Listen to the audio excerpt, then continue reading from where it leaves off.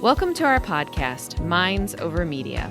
I'm your host, Kara Hutchinson from the Southwestern Ohio Instructional Technology Association, or SOITA, a service of Public Media Connect. Today, my co-host is Sarah Schroeder from the University of Cincinnati, and joining us today is Dr. Belinha De Abreu, President of the International Council for Media Literacy and professor at Sacred Heart University. How do you define media literacy and why do you think it's important? Okay. It's probably the question that's always the most asked, to be honest. And there's definitely various definitions at this point. But for me personally, it's really the ability to interpret and comprehend the media. And in all of its forms, in whatever way it currently exists, even in the way it looked like in the past, because the past and the current media sort of are interchanged. And so what I hope is for people to be able to think about information as it's coming to them and process it deeply. In a more formal definition, I could give you the Center for Media Literacy, which is the ability to, analyze, evaluate, understand it, which I think is fine. But I think for the average person on a day-to-day level, it's really to understand what it means in their lives. Mm. Why do you think that K-12 teachers should emphasize or put an emphasis on media literacy? We are in a mediated world. It's everywhere. This is a generation that will never be separated from it. It is also a generation that is being introduced into generative AI unknowingly. And so the way in which technology is moving forward is evolving in a very fast pace. We didn't talk about traditional media enough, I think, with younger students, just in general. When we were dropped into the social media forum, which this weekend was 20 years that Facebook made. It's 20 years that it's been in our lives, which is hard to believe. And you think about how social media has impacted us and the way it's impacted families. And then just from that, how the different other social media companies like TikTok, like Snapchat, like Twitter or X have really influenced the way in which the information sphere is and exists out there. It's had a great impact. We know it has. It's why we talk about misinformation and disinformation.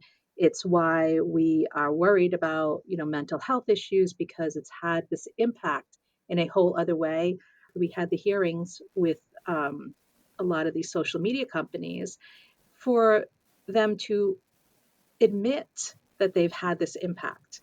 And I don't know that they did it well. And so I think that for us to not teach about the media is a disservice to our youth. It's a disservice to our communities. It's frankly a disservice to our world, especially at this time. Well, and it sounds like what you're saying is when we teach media literacy in the classroom, which this is different than some of the other educators we've spoken with. So I love this different shift to emphasizing that day-to-day impact of media on kids' lives in the classroom. Is that the direction most of your work with K-12 schools has taken, is more of that getting students to reflect on their day-to-day around media use? Yeah, actually, it's funny because I always start with my students to talk about, like, where is their interest right now? Where are you as a student?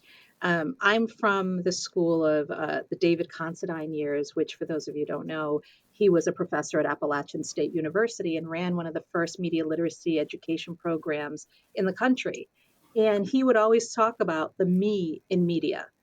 Who are you? What is the emphasis of your interest in the media? We tend to come at students with things like, oh, this is bad, this is not good for you, instead of thinking about, well, there's a reason why they're there. There's a reason why they like it. There's a reason why they enjoy it. And we can't dismiss that piece. And I think too often we are dismissive of it, so that we want to correct whatever it is that's wrong. But we need to understand that for a teenager, for a child who likes a particular thing, they have that ability to enjoy it. We do, right? We don't even like the same things. For example, if I sit and watch a movie with a friend of mine, they might love something and I might hate it. And as Mhm. adults, we recognize that, but we tend to forget that about our youth. And we need to keep that in mind. Like, they're engaged in these spaces because it's attractive to them, because it's entertaining in some cases. And yes, because they're bored, because they feel like this is their connection to the world when it may not have been the best connection. But you can't have the difficult conversations until you acknowledge that these media tools have a space in their lives. And we need to actually validate that for them. Yes, and I'm just sitting here pondering how so much of that is lacking Mhm. Right. in Right. the K-12 space, and I I don't know why, in a way, because it really is important, and I think people recognize that, but maybe it's the how, like, how do we go about this, or who is supposed to do this, or I don't know, but yeah, I it has my wheels turning. Think about the Right. students that we've gone and worked with in the schools, and oftentimes if we ask a question like that, like, "What space does media take up in your life?" Like, they can't answer it, and Right. it's become like oxygen to them. It's just there, Mm, it's ubiquitous, and it's sure. not something that they think about intentionally, so I love the intentionality of that as Right. well. So the first assignment I give my college students is for them to look at their lives for 1 week completely. Mm. And not just their phones, because the first thing they always say to me is, oh, well, my phone says I'm on 5 hours, blah, blah, blah.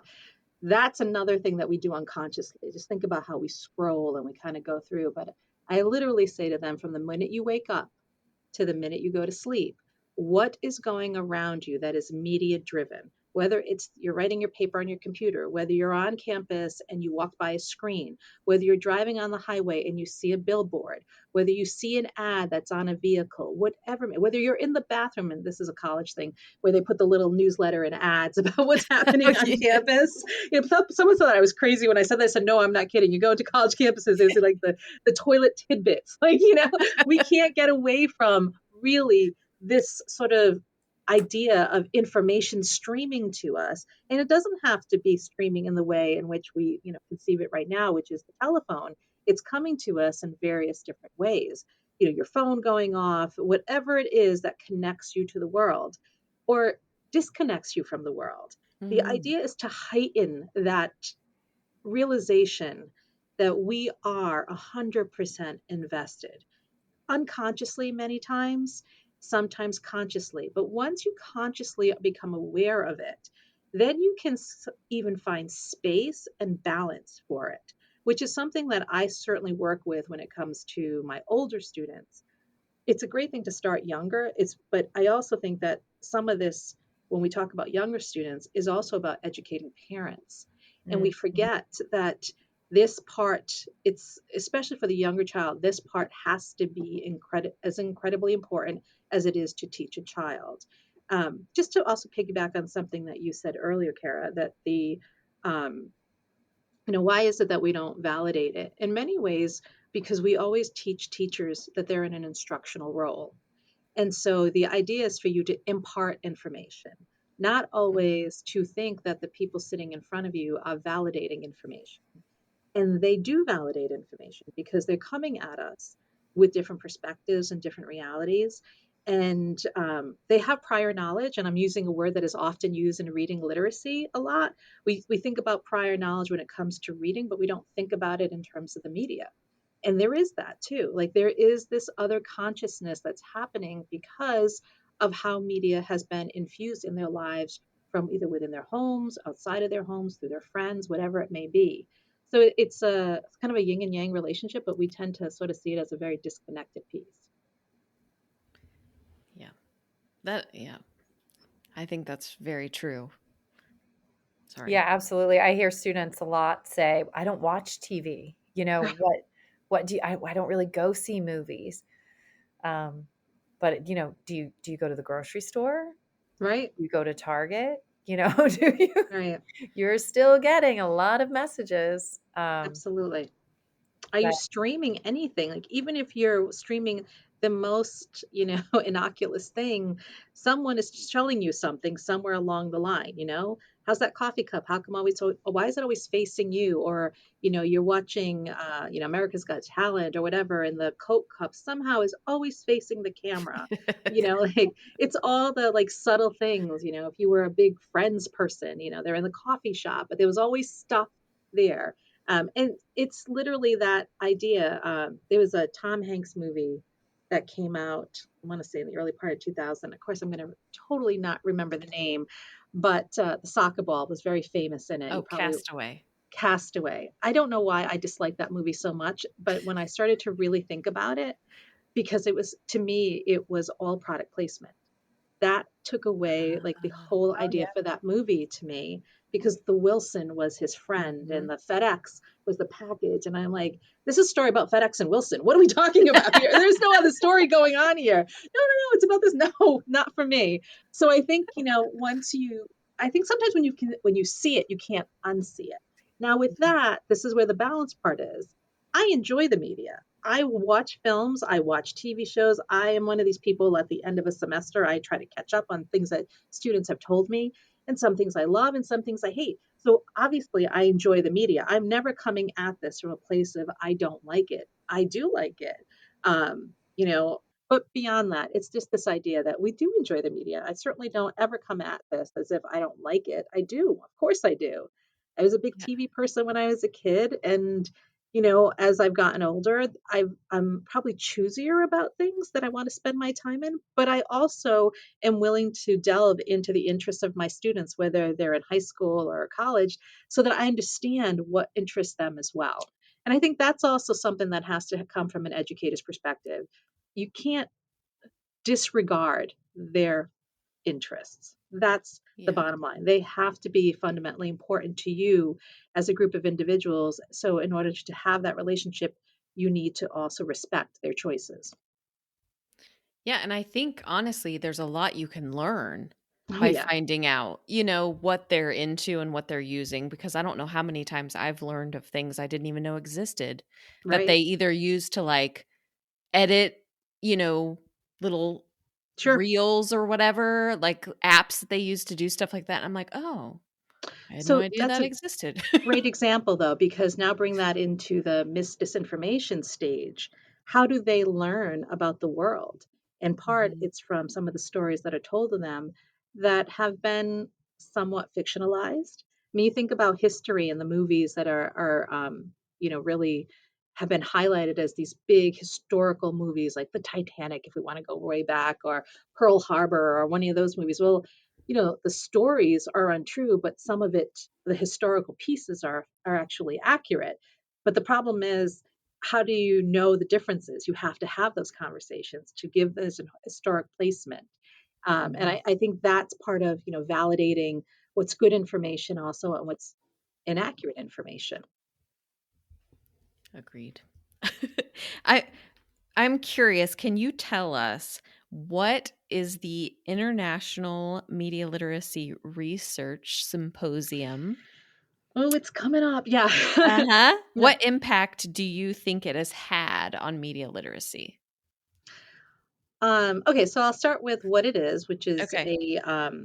so about 2014, I decided that one of the things that always bothered me about when I was going to conferences is that there wasn't always an even playing field for new researchers to feel comfortable in the same space as people who are seasoned researchers, especially in the area of media literacy. And there wasn't enough of us, to be honest with you.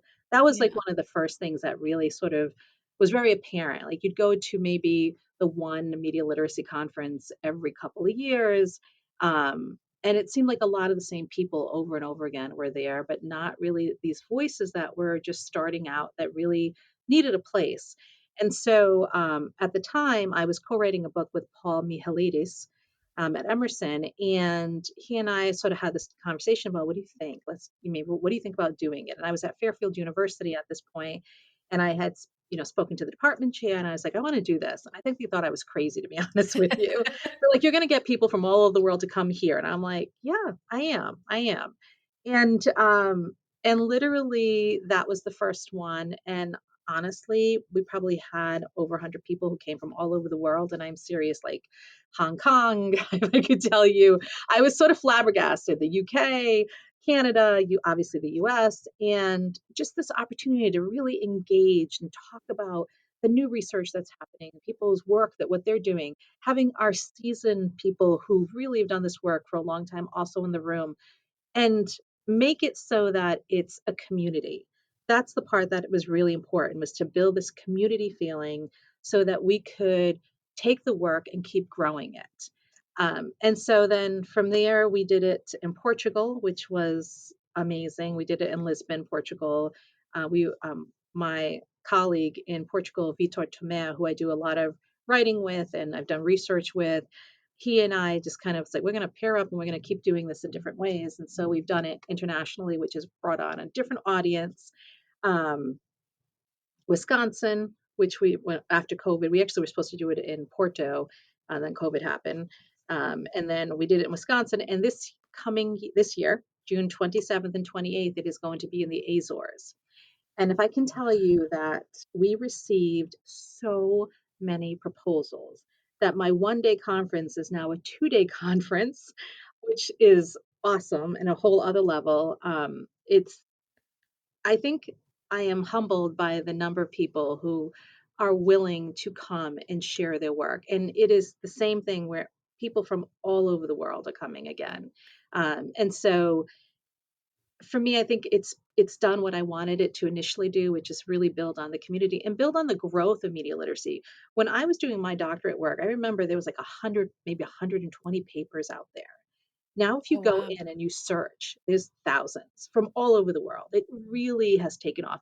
And the strands are all over the place. Don't get me wrong. It's Yeah. not, sometimes when I read some things, I'm like, well, I'm not sure that's media literacy, but it's an offshoot of it, right? But now we see it in, media and information literacy, which is what the UNESCO people are really promoting, the media and information literacy lens. We have the film people who have always been doing work in film, but they're also talking about it. Since 2016, there's so much being written about mis and disinformation, which, by the way, I will say this, and I repeat this over and over again, it is a subset of media literacy education, but it is not media literacy education on its own, which is literally what has created some of the problems I think we're facing right now, because people think that that's it. I'm like, that's media literacy education. I'm like, no, that's not. It's part of what we teach to help us to understand the media, especially because there is so much misinformation in the world, but it's not media literacy education. And I think the unfortunate part is that media literacy education in many organizations has sort of gotten stuck there, and we're not growing in that way. So I can tell you, for example, for this conference, we are going to have an area that's about, technomorality and AI. There's a whole thing on the history of media literacy, because we have this part that it's growing and it has these historical lens. We do have all these people who come in who are, starting on media and information literacy. And so they're also, looking at it on that side. We have, people who are looking at it from the eco media side, which we have to have that piece now, because we have to look at how the climate and the world and how we perceive it are part of the media literacy lens. So my hope is that as each year we do this, or each couple of years we do this, because we don't do it every year, we are extending the thinking behind, where media literacy exists in all of these spaces. It's a very long answer to your question, though. No. Yeah, no, that's fascinating. And I love your community aspect, which I think is kind of one thing we're trying to do with this podcast and creating a little community within our neighborhood, Right, right. of K-12 teachers, to just try and cultivate and bring people together who share this interest and love and want to teach their students. Yeah, And it's That's what we kept hearing from teachers that they needed. Was they're like, there's resources coming out my ears. I need community. I need 100%. I'm people so to happy you talk say that. to. I need people to talk to. I need funding. I need, I need help, not more lesson plans, not more websites with that have Yes, curated things for me. And so they took us in a very different direction, which ended up being this podcast.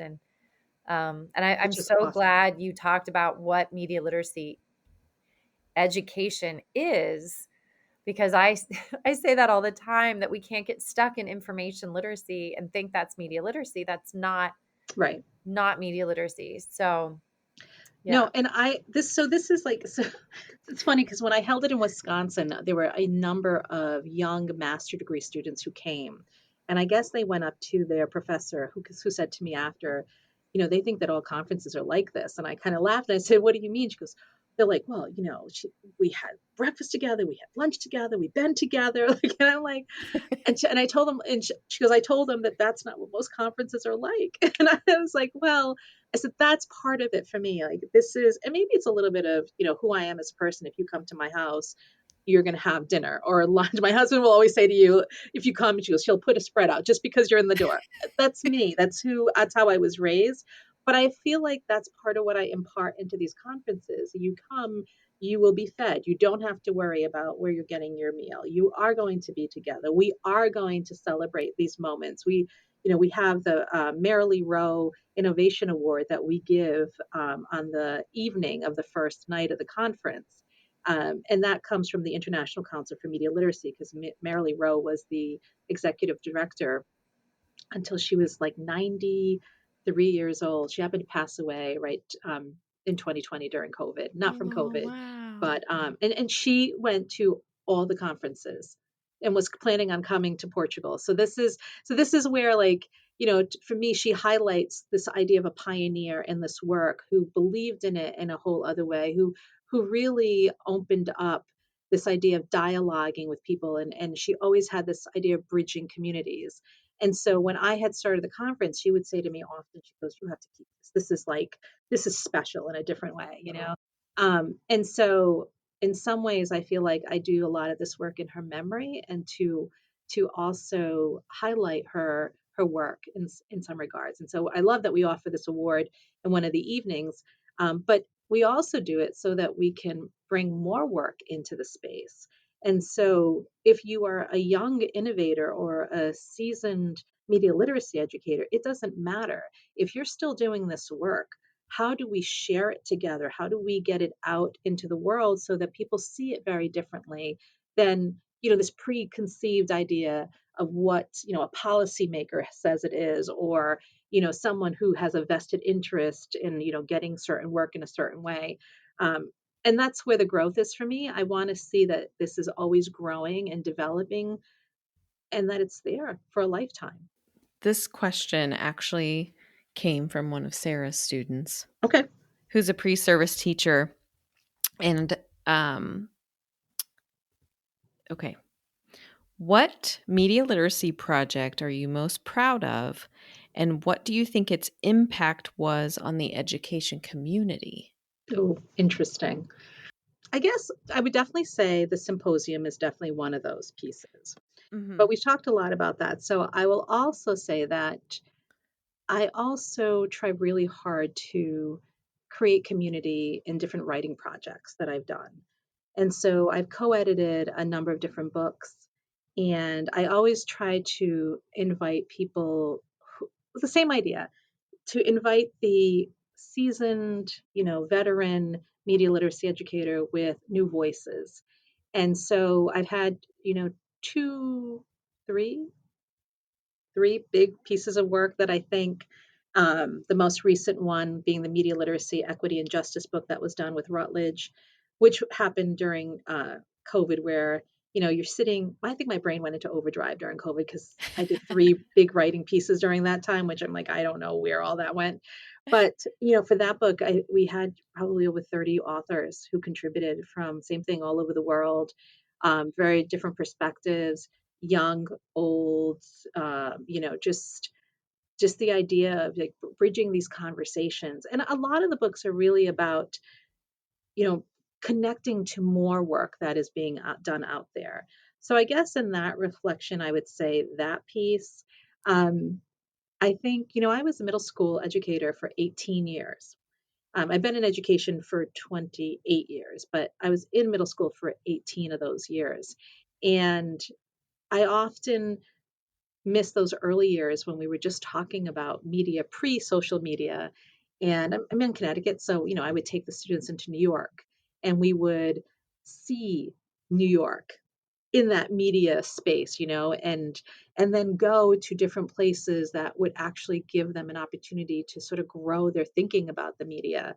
The Paley Center, which is in New York, and also there's one in Los Angeles. Um, there's also the Museum of the Moving Image, which is in Queens, New York. I'm very fortunate to be living in this part of the country where I have accessibility to many of these things. I'm taking them to the Madame Tussauds Museum, just even having those conversations about, these wax figures and who do they represent, and the excitement to watch them go through all that. Or the simple things where I used to take them right into New Haven, Connecticut, and we would do visual literacy where they would take snapshots, and what is it that captivated your thinking and your ideas, to really have them have that perspective. um, I think those things can still happen right now in classrooms.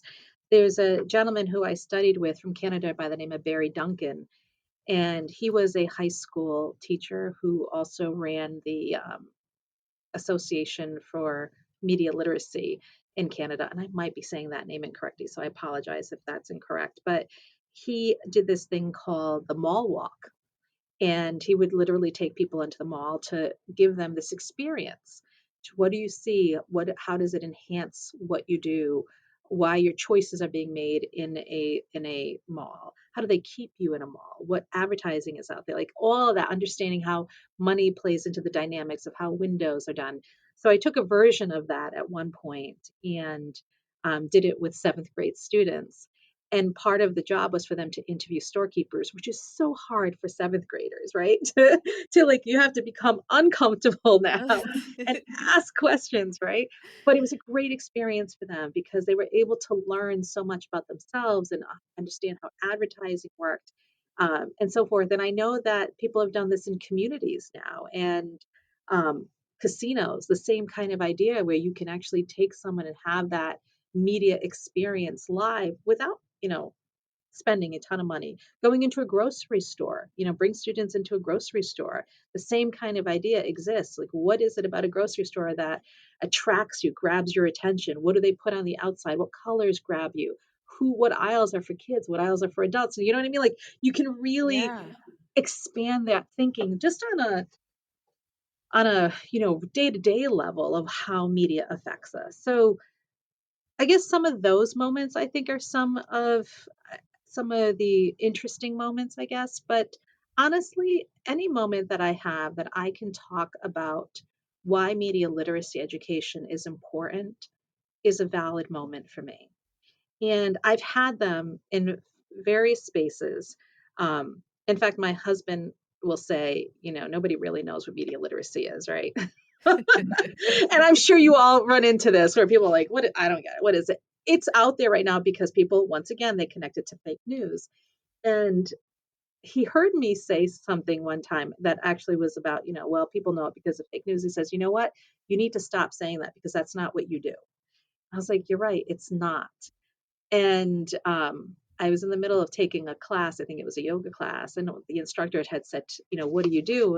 And he just looked at me because my husband was with me and he was like, don't say it. And I said, okay, so here is what I actually do. And I talked about what I said to you earlier about helping people to understand how information plays a role in their lives from everything that's happening around the world. And it was a connection, right? Mhm. Um, and I think that happens all the time in different places, in whether I'm flying, whether I'm on a train, whatever it may be. It's an opportunity when someone asks me to have that conversation.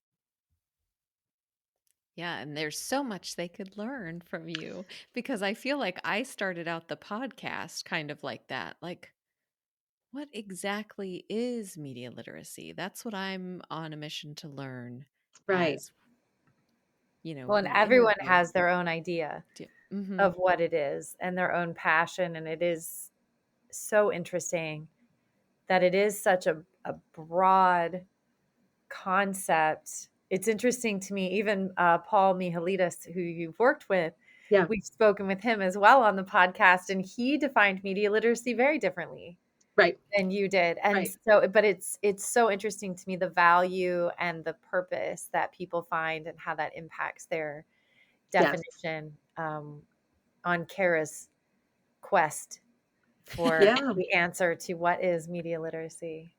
And we cross over, right? I mean, that's the Mhm. thing you're probably seeing in a unique way because, Paul's very much in the civic space, Right. and so I think that has really highlighted his work.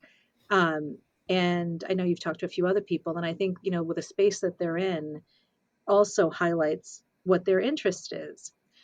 What I often have said is that when we talk about media literacy, especially in the world of education, if you don't have educators who are speaking from it, you've Mhm. lost an educator. And the reason why is because, as you know, for being in education, this isn't an easy job. And Mhm. often educators are told what to teach and how to teach it. And the demands on an educator's time is unlike anyone can understand unless they've been in that role. And so, I try to always make sure that there's this idea of balance within this conversation because, there's a lot of happening around the country right now about, oh, everyone should be teaching media literacy. We should have laws that dictate that. And I want to put a little break on that a little bit because what does that actually mean? Because on a day to day level, that could change someone's trajectory of their day, of how they teach and what they teach. And they already have a whole slew of other things.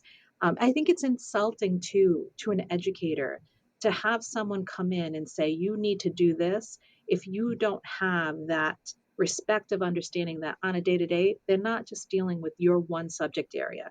And listen, I think media literacy is incredibly important. I think it belongs in schools and it's valuable, but I think we need to also recognize there's a lot of value in a lot of different things that already exist, and that we probably could extend media literacy education through these other ways without not acknowledging or not, or at least ignoring the fact that there are all these other issues happening in schools that people don't consider, like mental health issues, like the day-to-day operations, like the fact that there are teachers with 180 students and a lot of different dynamics happening in the room, like the fact that whether you have 25 or 30 students in a classroom, you now have to learn about 25 and 30 students backgrounds and understand who they are to have these deeper conversations.